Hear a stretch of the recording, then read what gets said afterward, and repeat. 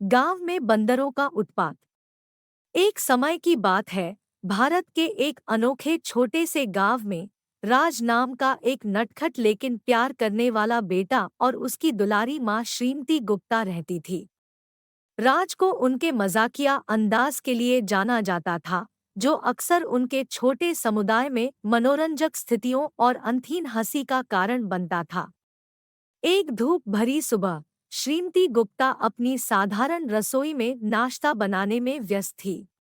जैसे ही उसने सब्जियां काटी, उसने राज को पुकारा, राज, क्या आप कृपया बाजार जा सकते हैं और करी के लिए कुछ ताज़ा धनिया खरीद सकते हैं? राज, हमेशा एक चंचल साहसिक कार्य के लिए, जवाब दिया, बेशक माँ, लेकिन मुझे आपको चेतावनी देनी चाहिए, आज बाजार शरारती बंदरों से भरा हो सकता है। उन्हें बेखौफ दुकानदारों से सब्जियां छीनना बहुत पसंद है। अपने बेटे की अतिरंजना की प्रवृत्ति को जानकर श्रीमती गुप्ता हंस पड़ी। ओह राज, तुम और तुम्हारी कहानियां। बस सावधान रहना और धनिया जल्दी वापस लाना। आंखों में शरारत भरी चमक के साथ राज बाजार की ओर चल पड़ा। जैसे ही वह आया, वह मदद नहीं कर सका, लेकिन नटखट बंदरों के एक समूह को एक पेड़ से दूसरे पेड़ पर झूलते हुए देखा, जो परेशानी पैदा करने के अवसर की तलाश में था। इस सरल कार्य को एक अविस्मरणीय साहसिक कार्य में बदलने के लिए दृढ़ संकल्पित राज ने एक योजना तैयार की। वह लंबी सफेद दाढ़ी वाले एक मिलनसार बुजुर्ग व्यक्ति धनिया विक्रेता के पास गया। राज ने ध्यान से धनिया का ताज़ा गुच्छा उठाया और विक्रेता को पैसे सौंप दिए। जैसे ही विक्रेता उसे छुट्टे देने वाला था, राज ने कहा, अरे नहीं, देखो बंदरों।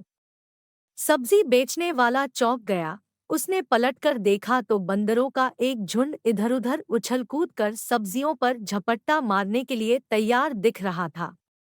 एक पल में अराजकता फैल गई, क्योंकि बंदर बाजार के स्टालों की ओर दौड़ पड़े, जो कुछ भी उनके हाथ में आया उसे छीन लिया। राज ने मौके का फायदा उठाते हुए कुशलता से धनिया को अपने थैले में भर लिया, जबकि विक्रेता और अन्य ग्राहक शरारती बंदरों को भगाने में लगे थे। एक चुटीली मुस्कान के साथ राज जल्दी से घर वापस आ गया, एक सच्चे नायक की तरह महसूस कर रहा था जिसने बंदरों को सफलतापूर्वक मात दे दी थी। जैसे ही राज अपनी माँ के पास लौटा, उसने गर्व से उसे धनिया भेंट किया।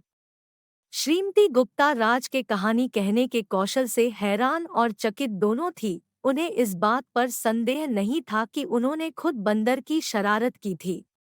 वह हंसी में फूट पड़ी, अपने बेटे के संक्रामक हास्य का विरोध करने में असमर्थ। ओह राज, तुम मुझे विस्मित करना बंद नहीं करते।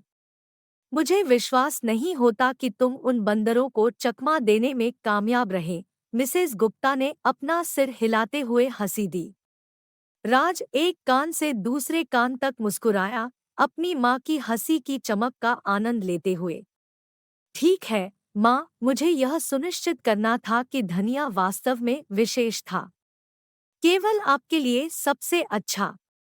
और इसलिए राज और उसकी हमेशा मनोरंजन करने वाली माँ के शरारती कारनामे जारी रहे, गांव में सभी के जीवन को रोशन करते रहे और उन्हें हंसी के अनमोल उपहार की याद दिलाते रहे, जो कि सबसे सरल क्षणों में भी पाया जा सकता है।